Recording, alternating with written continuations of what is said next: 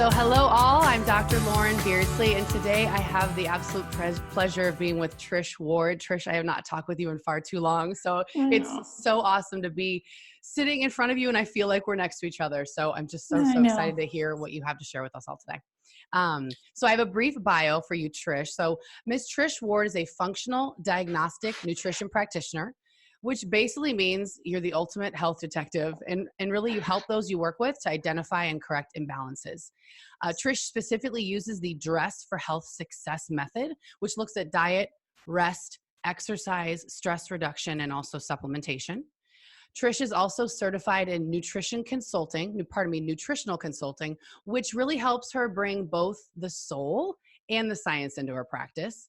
Lastly, she is a board certified health coach with the American Association of Drugless Practitioners.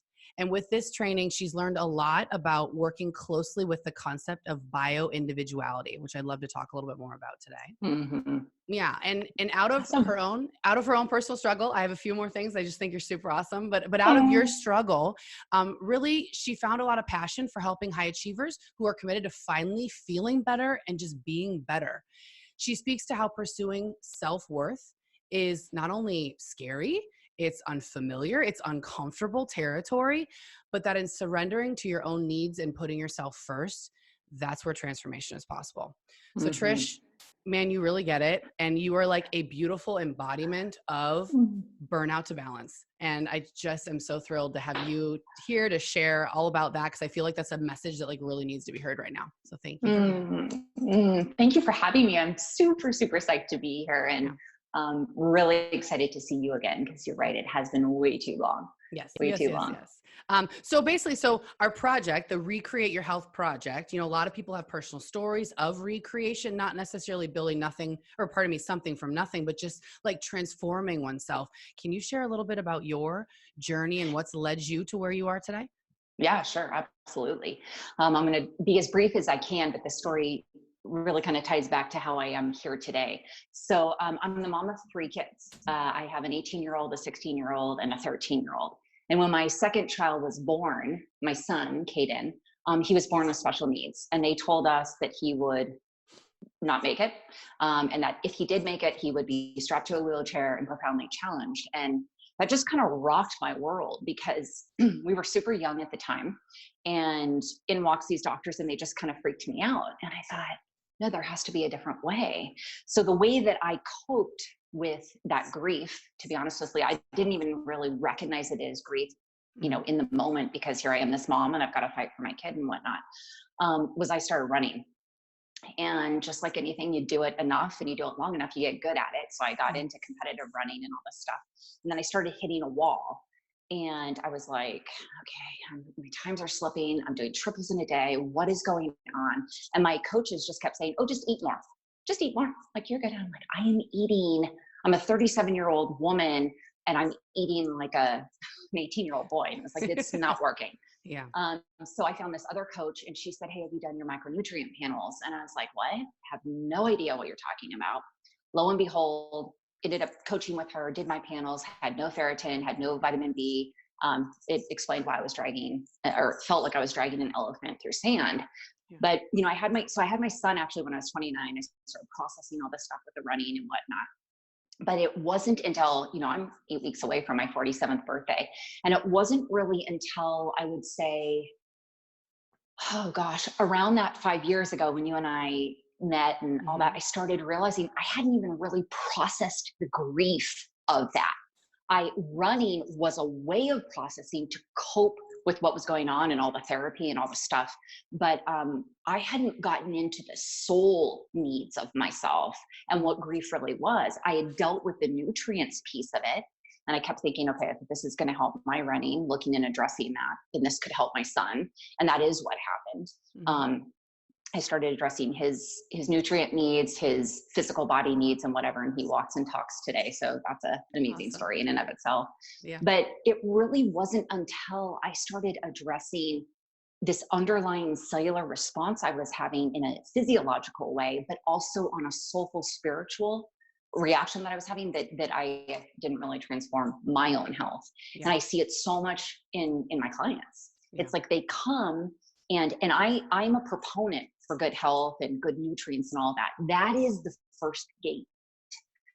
But this underlying theme that I see over and over is we hit that level, and there's more. Yeah. What is that more? What is that? And it's different for everybody. I mean, it's really different for everybody. But the underlying thing of all of it to actually deal then again with potentially chronic illness or any kind of state of depression, mental health, is looking at our physical state. And then again, looking below that to see, hey, there's paradigms I have to shift here, and I'm scared and I need some help, and can you help me do it?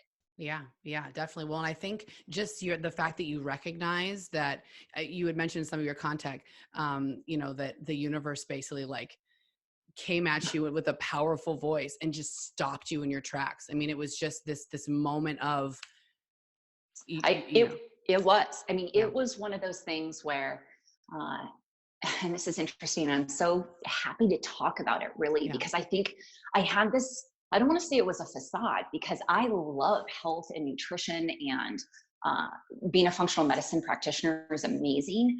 But what stopped me, I mean, I hit chronic fatigue. It was like my thyroid went out.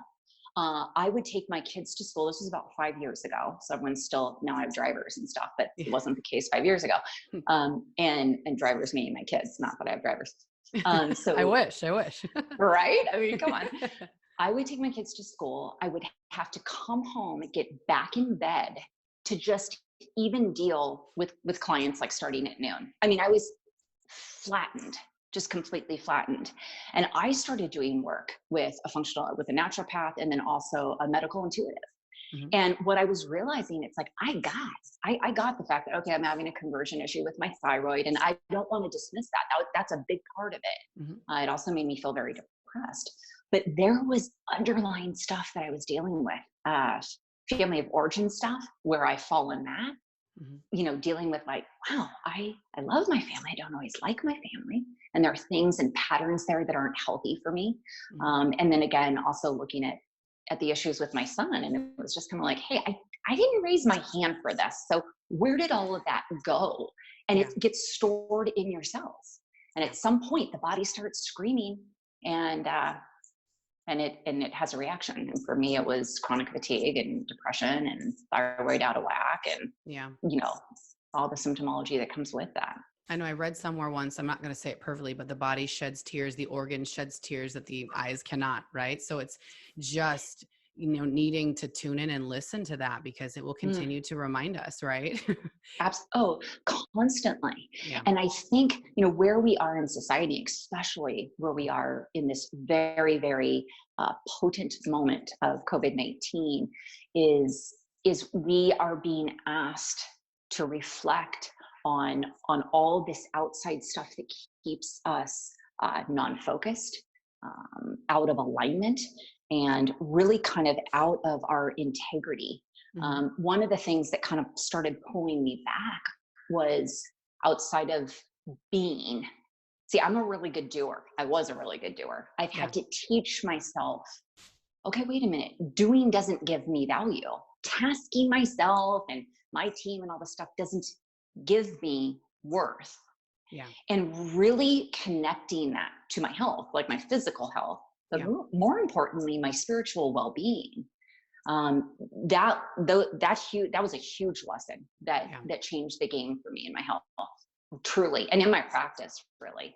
Yeah. So, and that is a powerful concept. How did you do that? How did you step out of just doing? Because so many of us busy ourselves with not having to look at, be it, the shadow self, or just those parts that are kind of dicey and we don't necessarily want to delve in. So how did you start that process? Honestly, the universe, she works really powerfully, right? Because she stopped me. I mean, when I say I couldn't, for those listening that have a chronic illness or have been exposed or felt chronic fatigue, there is no like doing when you are literally crashing into a wall. So by that, it's kind of like the grace of God, really. Like, she just kind of slowed me down and said, no, here you go. You can't do it anymore, Trish. I was pushing and pushing, and, with the circle back to the running, I was doing half marathons and all this kind of stuff. And I actually ended up breaking my foot in a warm up. It was stupid. So it was like, okay, we're going to slow you down, because if you keep going, like, this isn't going to be good for you. So it was the universe saying, I'm going to stop you. And then, my mental mind started going like, oh, I can tackle all this. So I'm going to read all these books, and books are awesome. But then there's that other layer of, okay, so I've been pulled out of doing. Now I've got to learn how to be. Okay. And I don't have a lot of models of being, right? I mean, there's amazing figures in public figures and whatnot whom I love, but in my family, I don't have a lot of models of just being, because there was this association of worth to doing. And oh my gosh, I'm a doer, and we're workers, and we're hard workers, and that's valid, but it wasn't serving me anymore. And you had to learn how to channel that and put a boundary around it. And there's that big word, boundary. Yeah. So it was in those quiet mornings when I would just be laying there crying, thinking, what can I do? And it was really actually getting help and working with really truly the medical intuitive that started bringing me out of this place, because I could just acknowledge. I mean, that's the first hurdle, right? And everyone says that, and it's just like, okay, acknowledging. But it was a different type of acknowledgement. It was not in my head, meaning that I wasn't trying to dissect it and say, okay, great. So I'm going to drink, more water and eat more greens, which are very important. And then I'm just going to say no, because no, it was like this integration of like, Trish, I'm going to call you to what feels good in your body. And if I felt any kind of like clenching in my throat when I had to make a decision, or like my stomach was weird, it was just like, that's an automatic no. And so she started bringing my awareness to this physical reaction in my body, and then equating it to, is that in alignment with you spiritually, emotionally, or is it not? Like demystifying the stories we tell ourselves. Yeah. Because sometimes we can be stressed and exactly. So we can be stressed and tell stories that aren't true. And we have to really delineate between like, what's the truth? And am I just freaked out and I need to do this anyway? And that's a whole nother topic. But it was integrating, it was being with my loneliness, and being with my sadness, and being with the fact that, oh, I don't look the way I used to look. Like I can't even go, I can't physically move the way I did. And somehow loving myself there. That's where I think that's where it all starts happening, is like, okay, yep, you've got to taste a piece of this. And now I want you to experience this and be in the moment and love yourself here. And then we'll start crawling out of that, because that was that dark side that I never allowed myself to expose it. Yeah. Yeah. And in that, those times of resistance or discomfort or fear, there's so much lesson in that. And often we just try to cover it up or suppress it, because it's just, you don't want to feel that. Right. And exactly. Exactly. And we think there's something wrong with us. Like, oh my gosh, am I losing it? Like, am I, and it's really easy to be distracted with work. That was my drug of choice. And all the other things, sex, drugs, all that stuff. And it's really underneath this needing to really get in touch with ourselves again. Like, who am I just for me? And from there, my worth shines. And then I don't have to feel like these outside tasks give me that, and this is deep. I mean, because we can stay here and conceptualize this and talk about this from a scientific point of view and from the spiritual point of view and all these things. But this knowing that happens brings about a lot of peace. So I call myself the introverted extrovert, right? Like, I'm extroverted, but as I age, there's this quietness that comes, and it has been through working through all my stuff, and it's a continued journey, right? Yeah. I mean, I want to continue working down the number line. So there's always going to be something. Yeah. Yeah. Oh yeah. We are a spectrum of, illness to wellness. Right. And I was just speaking with another person the other day that, symptomatic resolution is not where you stop. You keep on going, like keep exploring, keep building, because there's so much more to life than just being without fatigue. There's a lot more to explore. Right. And it's a symptom. That's exactly right. I mean, so it's a symptom of a deeper issue going on. And so when we can resolve that, biologically, that's huge. But then there's somehow our psychology gets intertwined with that physiology. That's what makes us human. Yeah. But learning how to then observe our humanness, I think one of the biggest things now that I'm just processing this with you as well, it's like becoming in reflection of my feelings. Mm-hmm. I, again, wasn't taught that. I found some masters that helped me with that. But just observing and taking a pause, one of the things that you had written with me were like, what are 3 things that keep me healthy and whatnot? And one of them is, I'd like to say breathing, because for a long time, everyone's like, Trish, you got to meditate. And someone says meditate and I freak out. It's like, I can't meditate. What are you talking about? I got all this stuff in my mind. And so I switched it and reframed it for myself, where it's like, I just have to breathe. I just have to breathe. And then I got into heart math and the coherence of the heart and the brain and what that breath does in just calming down our central nervous system and getting us out of this limbic loop cycle of like, oh, I'm spewing cortisol, I'm spewing adrenaline, and I gotta go, and it's fight or flight.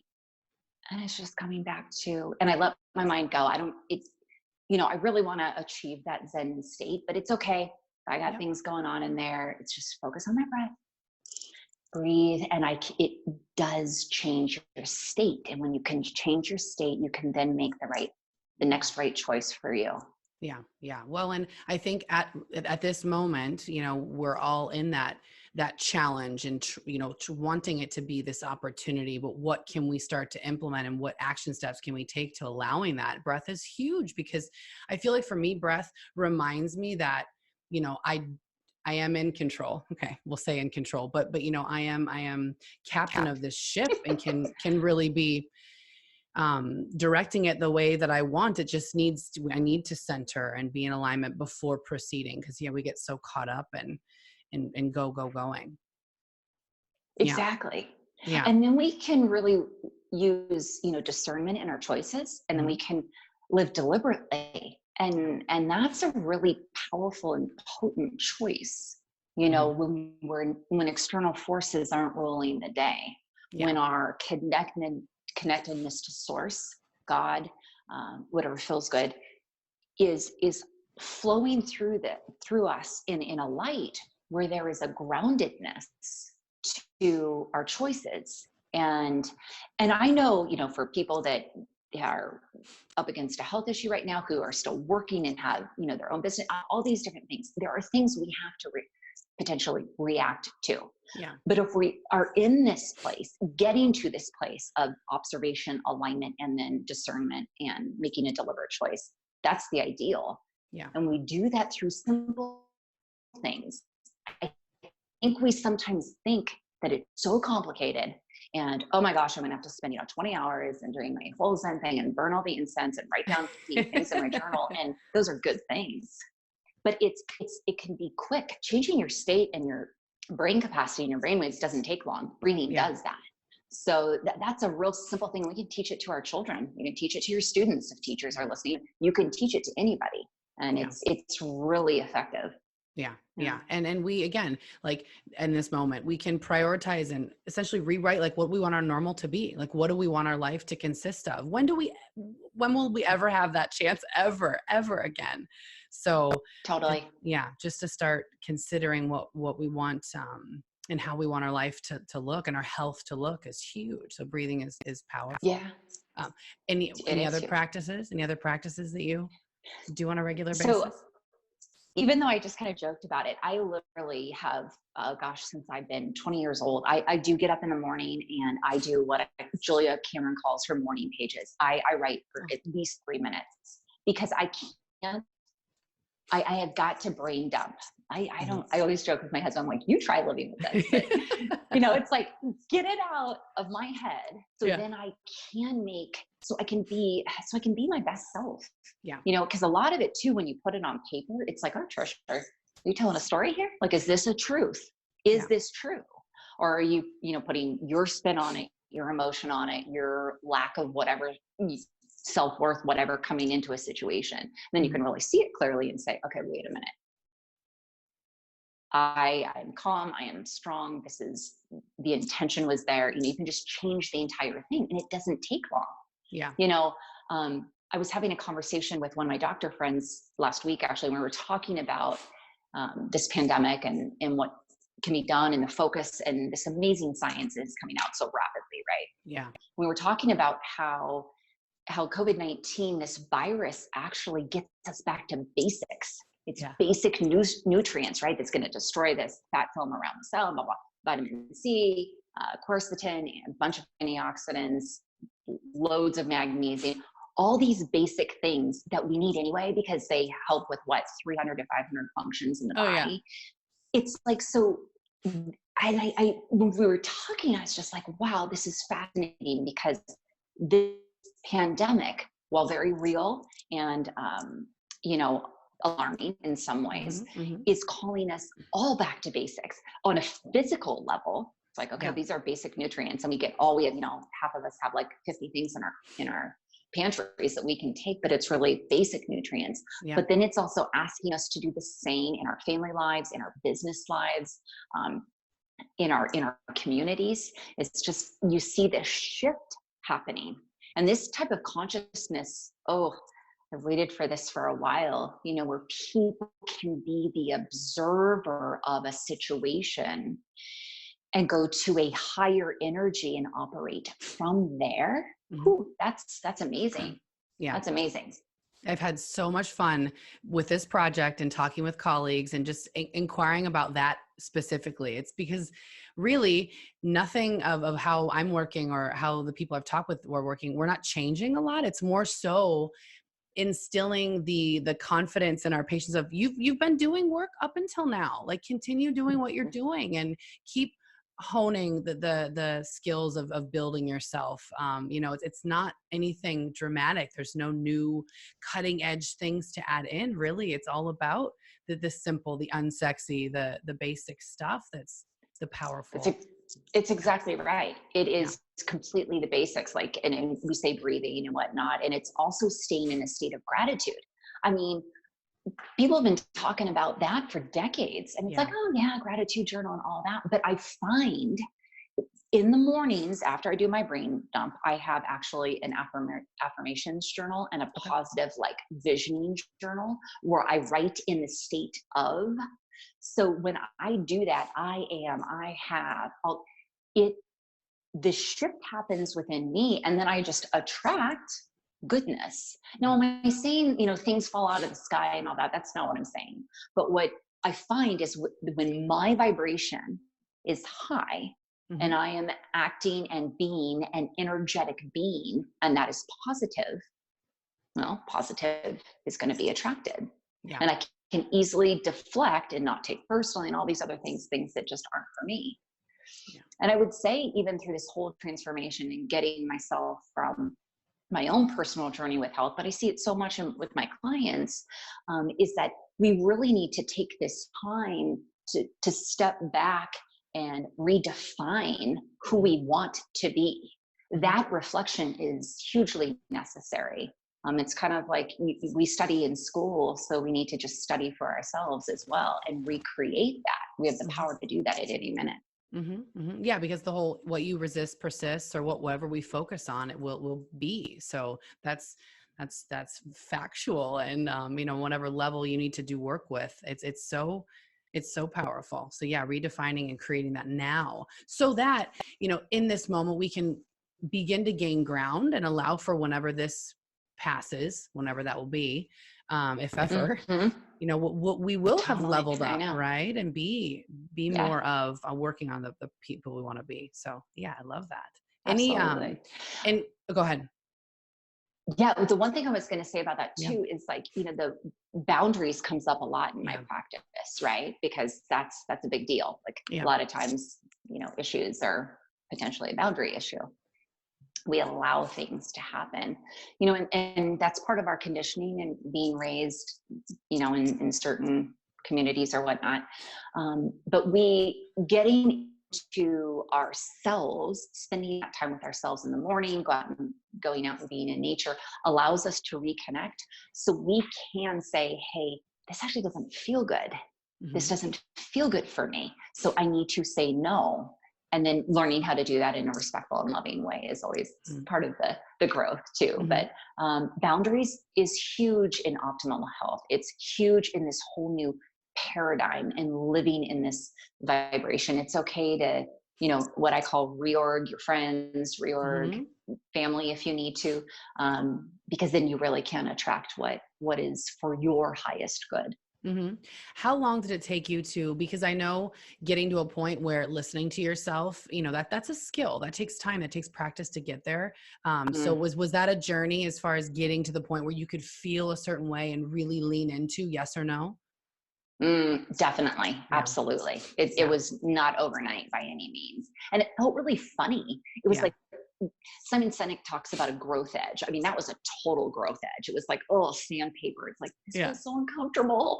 And I'm a healer, right? I want to help people. I want to make everyone feel good all the time. And that's not possible. Yeah. So it was, I always say and I tell my clients this too, it's practice. I mean, when I was running, I would run all the time to get better. So I had to practice creating this boundary. And there are different quadrants that are easier to practice on, right? Like people that aren't so close to the inner circle, it's like, I always say, okay, practice on that. Let's say no to that. Do you really want to, all this kind of stuff. But then making the harder decisions, for example, with family, saying, oh, thanks so much, but we are unable to join you, and leaving it at that without having to go in this diatribe of like, why? That took a lot of diligence. And I'm really transparent, and I didn't always do it alone. I sought out help as well, because I just needed my own tribe, my own people to just say, hey, yeah, you're worth this, man. Like, chill out. You're good. Like, keep going. And it created that stability within myself. It's like, I'm self-reliant. Okay, that's cool. And I don't get my worth just because they can have whatever emotion they want to have towards that. That's them. That's absolutely okay. I'm not going to judge that. But I am solid in knowing that if I exert myself here, or I choose to do this and I really don't want to, it always showed up in a different way, So I don't want to take that out on anybody else anymore. So it definitely takes, and still to this day, I'm practicing. It gets a lot easier. Yeah. But it's a practice. Self-alignment, self-commitment is a practice. We talk so much about self-care and the things we can do, but I think, for me, I've been thinking so much about self-commitment. What does that look like? Sometimes that is just sitting in the sun, and just being, instead of feeling like, I gotta go take a bath, or I gotta go do all this. No, it's just getting in alignment with myself and figuring out what that is. I think that's the other thing that society today kind of has allowed to get far away, is like, I don't even know what I like. I hear that a lot in my practice when people come. It's like, I don't even know what I like to do anymore. I work all the time. Or like, I've got, we have kids and family, all these different things. And it's like, what will it take for you to just figure out what that is? And it doesn't have to be big. I love cooking. I love cooking. And I used to be, when my kids were little, this big scrapbooker, and I would take pictures and I'd like lay everything. I don't have time for that anymore. So everything's shifted, and it's really okay. I enjoy it. Yeah. I enjoy it. We evolve. Absolutely. And yes, I believe back to, what do we like? I mean, so much of our decisions, we don't even realize are being influenced by, media and the, emails and different things that we're seeing. We're being told what we like and what we need and we have to have all the time. So just that constant exposure can really muddle, your ability to tap in, know what your true desires are. So yeah, just to step back and be and reflect on what could be something that you'd want to build. It's that in and of itself is a big exercise to do daily. For sure. Absolutely. And I don't want to dismiss the mental piece of this too, with the dialogue that goes back and forth of our head that when we're trying to work something out. I don't want to dismiss that, because there's value to that. Because what I see is that, you get to this point where you're just fed up with yourself. It's like, I'm done. I'm not doing this anymore. It's part of the process, and no one really talks about the process. It's always like, oh, my best eggplant sandwich on, social media and whatever. And you're like, really? Okay. That's not what you told me the other day, but okay. So it's, going through that process of like, oh, do I not? And then it's almost like the mind can only do so much, because it's only a piece of who we are. And then the soul takes over. It's like, all right, so are you ready to listen to me now? Like, because you got this. You always had this. That's the thing. Yeah. You always had this. And so it's this coming home, and it definitely is a process. Yeah. And, one last thing is that I think everyone thinks that the process is going to be kind of like I mentioned, like the studious, like I'm going to sit down, I'm going to read, and I'm going to process, and it's not. It's dark, and it's ugly, and it's lonely, and it comes sometimes in horrible, tragic forms, and sometimes it comes in, disabling form. I mean, it comes in many different forms, and no one talks about like, that dark night of the soul. Universe ain't lying there. It is dark. And it is through that process of what we talked about, being, acknowledging, finding someone or a tribe that will help you, that we spiral and ascend up. That is ascension. The dark night of the soul gets us to ascension, to get us at that vibration of like, ooh, I can be discerning. Ooh, I have boundaries. Ooh, I can feel that.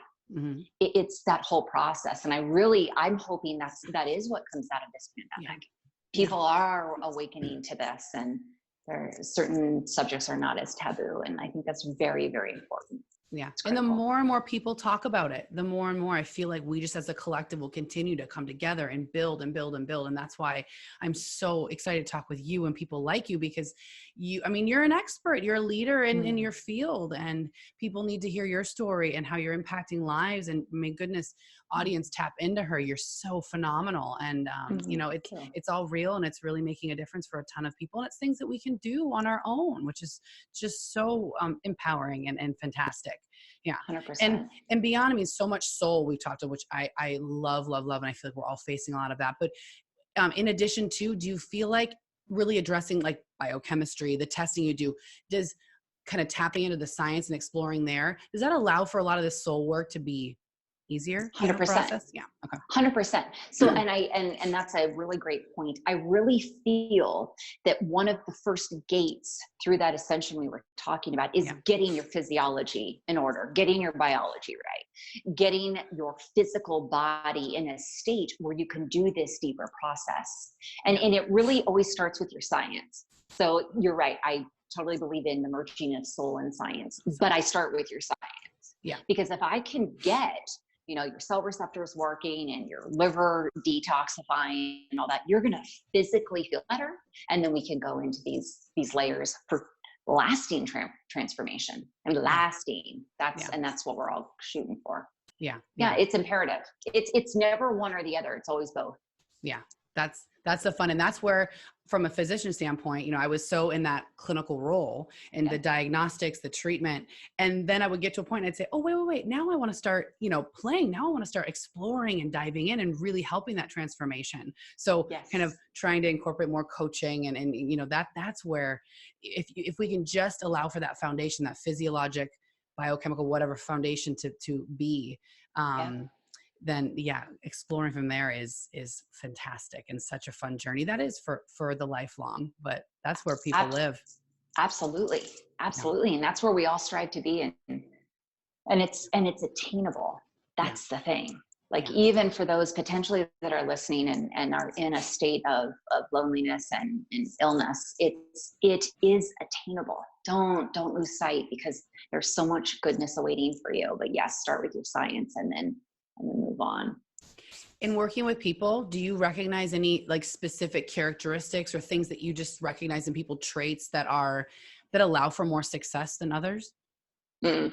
Yeah, absolutely. It's, I always, in the beginning of my career, I could start to spot what I called the dabblers, the people that just always wanted to like, and they come and they write down, I would ask, so tell me what it looks like a meal, like tell me what you're doing in the day when you're eating. And it's like, it was always perfect. And I'm like, okay, I'm not sure that is perfect. So it was people who were honest with themselves, that I can sense it actually. So I do a deep dive in the very beginning. We talk for 2 hours just to see if we're really a good fit. And I can tell when people break this layer and they get honest, it's like, okay, well, I'm not good at that. and I'm not good at this, but here is what I'm willing to do. And the trait is honestly just some grit of like, I've kind of had it with myself. Mm-hmm. And so now I'm looking for help. I'm really just looking for a guide, because the reality is the client's doing the work. I will guide you because I know what I'm doing, but I'm not the executor here. Yeah. You are. So and that's a personality trait. You know, sometimes my husband and I talk about this a lot. It's that athletic mind that anyone can own and have. Mm-hmm. And that requires a focus and a dedication. And that goes back to that self-commitment piece. Yes, this is a form of self-care, but are you committed to yourself? Mm-hmm. Because, you know, first 2-3 weeks of anything is great and fun and, oh, this is great. And then the real work happens where we have to stay committed to ourselves, even when people are eating, you know, artichoke dip in front of you and D.R.E.S.S. It's like, oh, okay, not good. So where do you go? What do you rely on when you are in certain situations? And those are basic situations, but they happen to everybody. Yeah. So I definitely look for people who are self-committed. Yeah. Do you feel like the self-commitment is some degree related to self-worth? 100%. Yeah. Yeah. So, I mean, 100%. And that's a really, really potent thing that you just said, because it's like, again, we weren't always trained how to value ourselves, because I grew up in a house where if I did, I was kind of being selfish, and it's like, oh, Trisha, you know, and I love my parents, don't get me wrong, but I wasn't trained how to do that without having this word pop up that it's like selfish. Oh no. So I had to like reconfigure that and think like, no, by me saying no or doing all this stuff, I'm not selfish. I'm just self-committed. And so part of the work, while I know that it's not 100%, someone doesn't come to me like completely, oh, I have self-worth and whatever, because again, that's a journey, but I can hear it in their voice. It's this knowing I have, because I know that they are willing to do the work, and they've written it out, and they sign a contract, and they, you know, and so that's a huge, huge, important piece to healing, because I think sometimes, again, we're looking for people to, you know, completely solve every problem. And again, there are guides and of course testing that can help us, but ultimately you're going to do the work. Yeah. And I think as of now, I mean, there's been enough time that this moment is kind of, so many people are starting to ask for, you know, how can you provide value? And people are trying to put things out to the, you know, the communities to contribute. But at the same time, it's okay to, you know, contract and work on self and really pull in and be with your family and figure out what that all looks like for you. So yeah, being selfish is okay, especially if you're in a journey of healing. It's okay ever and anytime. Totally. And I think it's debunking that negative connotation that it has. Yeah. It's like, yeah. And that takes work too. You know, it's all this conditioning that it's not just our families. It's just, like you said, society puts on us, and all these images and marketing that we see that everything is perfect, and it's not. Yeah. But it's the consciousness of working on the self, physically, mentally, spiritually, emotionally, that will really lead you to, like I said, that lasting transformation. And then you're just better for the world. You're better for those you love. And that's super fulfilling.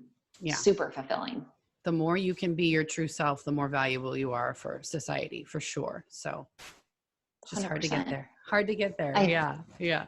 It really can be. And like I said, it's a daily practice. It's like we emphasize working out because we got to move our lymph system. We got to sweat. It helps us feel better. It's the same thing. We got to move that muscle of getting connected to ourselves and the process. Even when we don't want to. Yeah. Oh yeah, absolutely. That's a lot of the time. Right. Yeah. Right. I was going to ask, are you working with people virtually now? I mean, I guess given current circumstance, but is that something that you do a lot of with your practice? Yeah, I actually switched completely virtual. Awesome.